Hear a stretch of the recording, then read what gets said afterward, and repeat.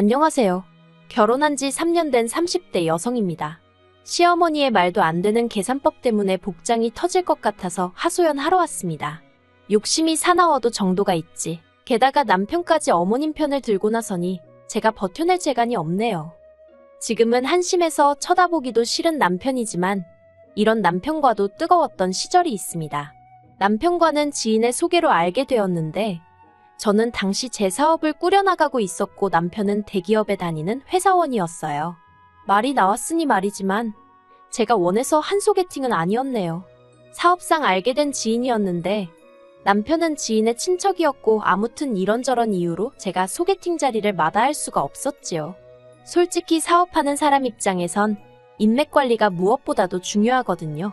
그래서 실은 술자리 한번 나간다 생각하고 나갔달까요. 하지만 그렇게 만난 남편과는 대화도 잘 통하고 취미생활도 비슷해서 이야기가 끊이질 않았습니다. 게다가 제가 하는 사업과 남편이 담당하는 업무 분야가 비슷하다 보니 고충이랄까 공감되는 일도 많았고요. 이후로 남편이 몇 번이고 애프터 신청을 해왔고 그렇게 저희는 사귀는 사이가 되었어요.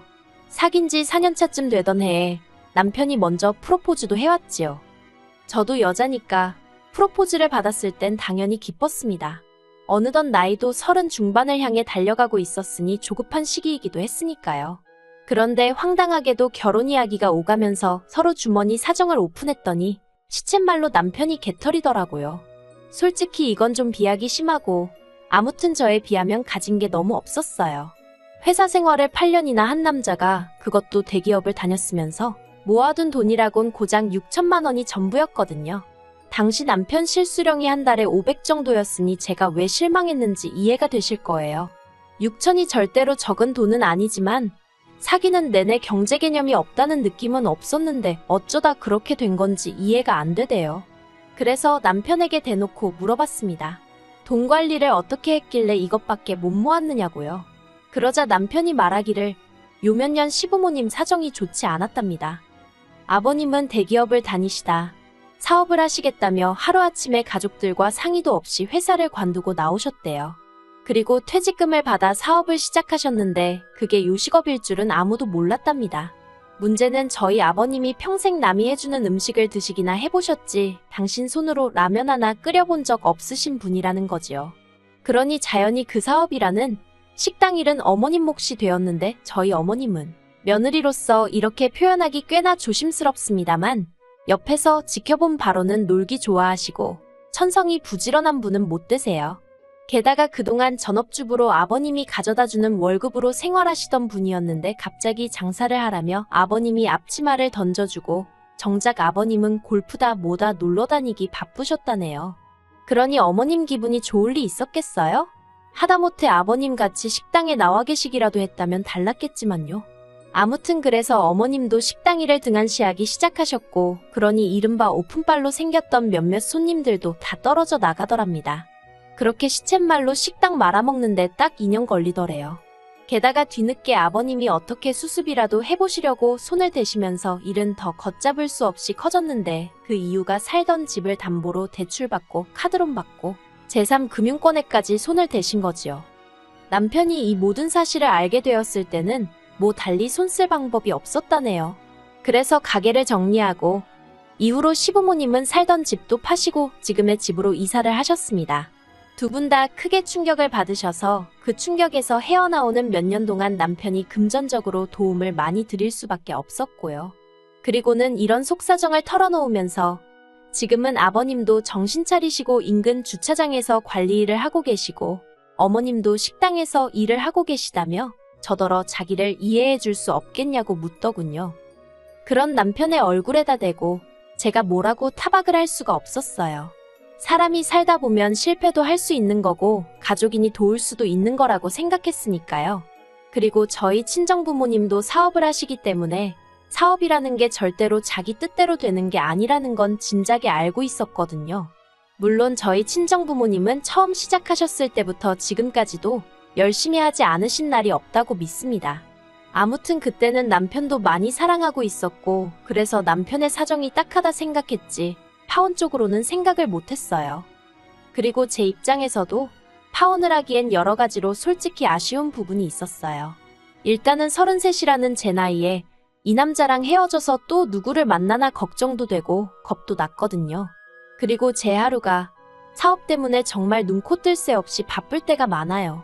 그래서 누구와 결혼을 하더라도 사람들이 말하는 내조 잘하는 현모양 저는 솔직히 자신이 없었습니다. 오히려 내조는커녕 제가 외조를 받아야 할 판이었으니까요. 그리고 부끄러운 말이지만 저는 데이트 약속보다는 늘 사업이 우선이었기 때문에 남편과 이런저런 계획을 세워놓고도 몇 번이나 바람을 맞춘 적이 있어요. 그런데 그때마다 남편은 제 탓을 한 적이 없고 오히려 열심히 사는 저를 기특하다 추켜 세워주대요. 그래서 남편과 함께라면 사업도 가정도 잘 꾸려나갈 수 있을 거란 확신을 갖게 되었지요. 몇몇 친구들은 제가 아까운 결혼이라며 혀를 차기도 했지만 인생의 돈이 전부는 아니라고 생각했습니다. 그래서 제가 3억 플러스 알파 그리고 남편이 6천 그렇게 들여서 결혼했어요. 남편이 혼술합시고 자기가 타던 차를 가져오긴 했지만 저 역시 제 차가 따로 있었으니 그건 말 하나만 하고요. 사는 곳은 제가 고집을 부려 지금의 아파트를 매매했네요. 그런데 막상 결혼을 하고 나서 얼마 지나지 않았을 때였어요. 평소처럼 출근했던 남편이 점심시간이 좀 지나서 집에 왔더라고요. 제가 무슨 일로 이렇게 일찍 왔냐 하니까 넥타이를 풀어헤치며 씩씩거리더니 방금 회사 때려쳤답니다. 그리고는 주절주절 설명을 하는데 저도 너무 황당했던지라 정확히 기억이 나진 않네요. 뭐라더라. 자기가 속해 있던 부서가 개편이 되면서 자기가 이상한 부서로 발령이 났다나요. 그래서 홧김에 때려쳤다는데 어처구니가 없더라고요. 아무리 맞벌이 중이라고 해도 저는 남편이 저희 가정의 기둥이자 가장이라고 생각했거든요. 그런데 저랑 상의 한마디 없이 자기 기분이 안 좋다고 하루아침에 회사를 때려쳤다는 게요. 이렇게 무책임한 사람이었나 싶어서 실망스럽기도 했어요. 그런데 제 속마음을 읽기라도 한 건지 남편이 하는 말이 자기가 경력도 있고 그래서 이직은 식은 죽 먹기랍니다. 그러면서 한 2주 정도 쉬고 바로 다시 새로운 직장 알아봐서 출근할 거니 걱정하지 말라대요. 그리고 그토록 자신만만해하는 남편에게 제가 뭐라고 하기도 그래서 일단은 지켜보겠다고 알겠다 했지요. 하지만 인생이 자기 마음먹은 대로 되는 법이 있던가요? 2주가 아니라 2달이 지나가도록 남편은 새로운 직장을 찾지 못했습니다. 자기 딴에는 여기저기 이력서도 내고 하는 것 같던데 좋은 소식 한 번을 듣기가 힘들더라고요. 제일 괴로운 사람은 남편이었겠지만 저도 점점 지켜보고만 있기가 괴롭더군요. 그런데 그런 와중에 어머님한테 연락을 받았습니다. 하시는 말씀이 남편이 보내주던 용돈이 끊어진 지 오래라면서 언제 보내줄 거냐고 하시더라고요. 양가에 용돈을 드린다거나 그런 부분도 각자 하기로 했던지라 저로서는 그런 어머님의 불평과 요구가 부담스러웠어요. 게다가 어머님 또한 남편이 직장을 관뒀다는 사실을 알고 계셨기 때문에 좀 어이가 없기도 했네요. 말이 나와서 말이지만 솔직히 시부모님, 저희 부부 결혼할 때 정말 1원 한 푼 안 도와주셨거든요. 그뿐만이 아니라 축의금까지 싹 다 가져가셔가지고 식대도 저희 친정부모님이 대신 내주셨고요. 그런데 결혼한 지 1년도 안 돼서 집안 재정을 책임지게 된 며느리한테 용돈을 운운하신다는 게 저로서는 솔직히 이해하기가 힘들었지요. 제가 남편이 다시 직장을 구하는 대로 용돈을 드리던지 하지 않겠냐고 조금만 기다려주시라 했습니다. 제가 대신 드리겠다 그런 이야기를 기대하신 눈치셨지만 모른 채 했어요. 그러자 어머님이 노발대발 난리를 치시대요. 지금 당신 아들 백수라고 시부모도 무시하는 거냐면서 며느리도 자식이라던데 너는 예단도 하나 안 해오더니 이대로 시부모가 거리로 나 앉았으면 좋겠냐 굶어 죽었으면 좋겠냐 하는 말도 안 되는 생떼를 쓰시기도 하셨지요. 하지만 저는 그런 어머님의 협박에도 눈 하나 깜빡하지 않았습니다. 거기엔 여러 가지 이유가 있지만 무엇보다도 어머님이 신우에게는 어떻게 해주고 계신지 알고 있었기 때문이에요. 남편에게는 아래로 7살이나 어린 여동생, 그러니까 신우가 하나 있어요. 얼굴도 제법 예쁘장하니 더 어렸을 때는 인기도 좋았다고 하더라고요. 그래서인지 신우는 걸핏하면 자기 입으로 자기는 얼굴로 먹고 살 거란 소리를 해댔습니다. 잘난 남자 하나 물어서 팔자를 고칠 거라는 남사스러운 소리도 곧잘 해댔고요. 그리고 고슴도치도 지 새끼는 예쁘다고 한다더니 저희 어머님이 딱 그러신 분이셨지요. 어머님 눈에야 어머님이 배 아파 낳은 딸이니 얼마나 예쁘고 사랑스러웠겠어요. 그래서인지 신우의 외모 관리에 들어가는 돈이라면 정말 머리카락을 팔아서라도 대주실 판이었습니다. 남편이야 자기 어머니고 자기 여동생이니 별 생각이 없었는지 모르겠지만 제3자인 제가 보기엔 솔직히 제정신이 아닌 것 같았지요.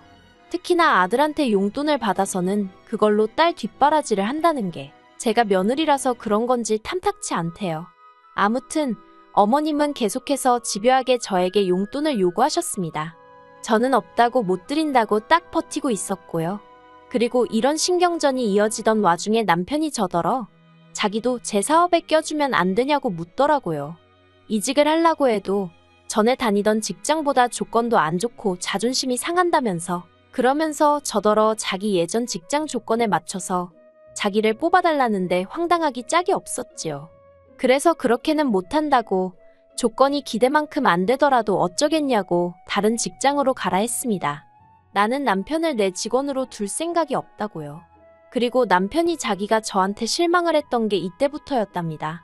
어머님 아버님한테 자기 대신 용돈을 안 드렸을 때도 서운하기는 했지만 저를 이해하려고 노력했다나요. 자기가 원하게 해온 게 없으니까 제가 서운해서 그랬을 거라고요. 하지만 직장 문제만큼은 저 때문에 결국 자기가 전에 다니던 회사보다 못한 곳에 가게 되었다면서 전부 다 저 때문이라고 제 탓을 하더군요. 게다가 자기가 저였으면 남편 기라도 살려줄 셈으로 대표 자리도 턱하니 내줬을 거라는 말도 안 되는 소리를 하더라니까요. 그런 남편이 얼마나 한심하던지 뭐라고 반박도 하기 귀찮을 지경이었어요. 그래도 어찌저찌 결혼 생활은 이어졌습니다. 예전같이 즐겁고 행복한 부부가 아닌 그냥 같이 사는 뜨뜻미지근한 사이가 된 거지요. 그래도 다른 부부들도 몇 년 살면 다 저희처럼 사는 거라 생각하고 서운한 마음은 한 곳에 묻어두고 그렇게 지냈네요. 사업만으로도 충분히 스트레스를 받고 있는 상황에서 남편하고 괜히 부딪혀서 신경 쓸 일을 만들고 싶지도 않았어요. 그러다 올해 초 아주 어이없는 상황을 맞닥뜨리게 되었습니다. 3억 중반대에 들어왔던 저희 아파트는 급등과 급락을 거듭하며 그래도 안정적으로 8억대에 안착을 했어요. 하지만 집값에 크게 연연하지 않았던 이유가 저희는 어차피 이 집 한 채뿐이고 당장 어디로 이사를 갈 계획도 없었거든요. 그런데 저희 어머님과 남편은 저와는 생각이 많이 달랐더라고요. 발단은 신우가 결혼할 사람이라며 남자를 데려오면서부터였습니다. 그렇게 잘난 남자 타령을 하더니 이렇게 표현해도 될지 모르겠지만 신우가 어디서 치과 의사를 잡아왔어요. 그런데 문제는 신우가 어지간히 잘 사는 집 딸 행세를 했던 모양이에요. 저는 몰랐는데 요새는 어디 회사에 등록해서 한 달에 얼마씩 돈을 내면 명품 가방뿐만 아니라 옷하고 신발도 빌려주고 그런다대요. 그리고 저희 신우가 떡하니 그런 회사에 등록을 해놓고서는 한마디로 매일같이 남의 것을 빌려다가 명품녀 행세를 하고 다녔더라고요. 솔직히 말해서 신우가 그러고 다녔든 말았든 그건 뭐 제 알바는 아니지요. 어떻게 생각해보면 그러고 사는 것도 재주 좋다 싶기도 했고요. 하지만 신우가 저희 친정부모님 사업을 마치 시부모님이 하는 것처럼 거짓말을 했다는 것과 제가 힘들게 일군 제 사업을 마치 자기 오빠, 그러니까 저희 남편이 한 것처럼 결혼할 남자 집안에 말했다고 했을 땐 어처구니가 없고 화도 나대요. 제가 동조한 것도 아닌데 신우의 거짓말에 공범이 된 기분이었으니까요. 그리고 얼마 후 떡하니 상견례 날짜까지 잡아온 신우가 저한테 거의 싹싹 빌다시치 하면서 한 번만 그냥 넘어가 달라고 그러대요. 그리고 저는 안 되는 줄 알면서도 가족이란 이유로 알겠다 했고요. 그런데 상견례 당일 남자 쪽에서 먼저 얼마를 해올 수 있는지 저희 어머님한테 대놓고 묻더라고요. 그러자 어머님이 저를 쓱 보시더니 한 2억은 해갈 수 있다고 하셨습니다. 속사정을 뻔히 아는 저로서는 어머님이 말씀하신 숫자가 허무맹랑하게 들릴 뿐이었지요. 그러자 남자 쪽에서는 그럼 2억으로 알고 있겠다며 예단 목록은 신우를 통해서 따로 보내겠다고 하대요. 저와 남편이 결혼할 때랑은 판이하게 다른 상황에 전 할 말을 잃고 말았어요. 그렇게 상견례 자리가 끝나고 시부모님과 신우 그리고 저희 부부까지 근처 카페로 이동하게 되었습니다. 그리고는 어머님이 먼저 말문을 여셨는데 하시는 말씀이 가관이었어요. 어머님이 저더러 빠른 시일 내에 이사갈 준비를 하라고 하셨거든요. 생각지도 못한 어머님의 말씀에 제가 이사를 왜 가냐고 물었더니 아파트가 모른 거 거기서 신우 시집 갈 돈을 줘야 할 거 아니냐는 거예요. 그리고는 하는 소리가 남편이 결혼할 때 들고 온 6천, 그거 사실 어머님 돈이랍니다. 어머님이 남편한테 빌려주신 거라며 이참에 집 팔아서 2억으로 갚으래요. 아파트 값이 2배 넘게 올랐으니 2억 정도는 당신 몫이나 다름없다나요? 남편이 어머님께 돈을 빌려서 저에게 장가를 왔다는 말도 금시초문이었지만 설령 그렇다고 해도 어떻게 저렇게 뻔뻔하게 남의 아파트를 팔아라 마라 돈을 내놔라 마라 하지 싶어서 말문이 다 막히대요. 하지만 혼자서 시댁 식구 전부를 상대하려면 정신을 똑바로 차려야겠다 싶어서 깊은 숨 한 번 내쉬고 그렇게는 못한다 했습니다. 이사를 갈 생각도 없고 집을 팔 생각은 더욱이 없고 무엇보다 어머님께 제가 2억을 드려야 할 이유를 모르겠다고요. 그리고는 설령 어머님이 남편에게 6천을 빌려주신 게 사실이라고 하면 두 사람 간의 채무관계이니 두 사람이 알아서 해결하라 했어요. 아파트는 오롯이 제 명이고 아파트값 3억 6천 중 6천 정도만 남편이 부담. 나머지는 전부 제 돈이었으니까요. 제가 정말이지 어머님이 한마디 받아칠 틈도 들이지 않고 따다다다 쏘아대듯 말을 이어갔네요. 그러자 어머님은 물론이고 아버님과 남편, 신우까지 어이가 없다는 듯 저를 쳐다보더군요. 그러든지 말든지 할 말만 마치고 제가 먼저 자리에서 일어났어요. 정신없이 카페를 빠져나와 막 신호등을 건너려는데 따라 나온 남편이 제 손목을 잡아채더니 당장 들어가서 어머님께 죄송하다 하랍니다. 어머님 말씀이 틀린 거 하나 없다면서 자기 몫에 6천이 없었으면 돈이 부족했으니 지금의 아파트를 사지 못했을 거 아니냐대요. 그러니 2억 정도는 자기 몫이 맞다면서 말도 안 되는 그의 계산법에 저러니 이직을 못했지 싶어서 혀를 다 차게 되더라니까요. 제가 그렇게는 못한다 했습니다. 그러자 남편이 그러면 지금 당장 자기 6천 돌려주고 이참에 갈라서자대요. 전 처음에 제 귀를 의심했어요. 아무리 남편이 한심하고 미운 순간들이 있었어도 이혼하자 소리는 입에 담아본 적이 없었는데 남편은 이혼을 무슨 무기처럼 남발을 해댔거든요. 저는 그대로 카페에 되돌아가 어머님께 6천이고 뭐고 그건 못 드리니 대신 남편이나 데려가시라 했습니다. 어머님 아들이 먼저 이혼 이야기를 입에 올렸으니 저도 이대로 참고만 있을 수는 없다고요. 그리고 말해 뭐 하겠어요. 어머님이 저더러 싸가지도 없는 게 시애미한테 와서 이혼을 한 해 어쩌네 그런다며 욕을 해대시대요. 뭐라더라. 저더러 은혜를 모르는 배은망덕한 X, 도둑 X라나요. 결국 남편과 저는 돌아올 수 없는 강을 건너듯 서로에게 씻을 수 없는 상처가 될 말들을 토해냈어요. 그렇게 이혼 소송을 시작했습니다. 남편은 위자료로 2억도 아니고 3억을 요구했는데 저 솔직히 말해서 그냥 남편 돈 토해주고 이혼할까? 아니면 신호혼수 내가 해주고 상황수습 해버릴까? 나름대로 별 생각을 다 했거든요. 그런데 3억 소리 딱 듣고선 1원 한 푼도 안 준다 아니 못 준다로 마음을 고쳐먹었네요. 그리고 신우는 결국 파혼했어요. 신우가 해온다는 돈도 안 해오지. 예단도 뭐 진 척이 없지. 그러니까 남자 쪽에서 신우 뒷조사를 한 모양이더라고요. 그리고는 결국 신우의 거짓말이 어느 정도 뽀록이 난 거지요. 남자 쪽에서 벌써부터 거짓말치는 싹수노란 여자를 어떻게 며느리로 들이냐며 없던 일로 하자고 했다대요. 제가 들은 건 거기까지입니다. 어머님은 이걸로 저한테 민사를 건다고 하대요. 저 때문에 이렇게 된 거라면서 위자료를 받겠다나요. 저야 뭐 어디 한번 마음대로 하고 싶은 대로 해보시라 했지요. 에휴, 그래서 지금 변호사와 함께 남편을 상대로 치열하게 싸우는 중입니다. 정말이지 사랑이고 뭐고 돈 앞에는 장사 없다더니 그게 제 이야기가 될 줄은 몰랐는데 씁쓸할 뿐이네요.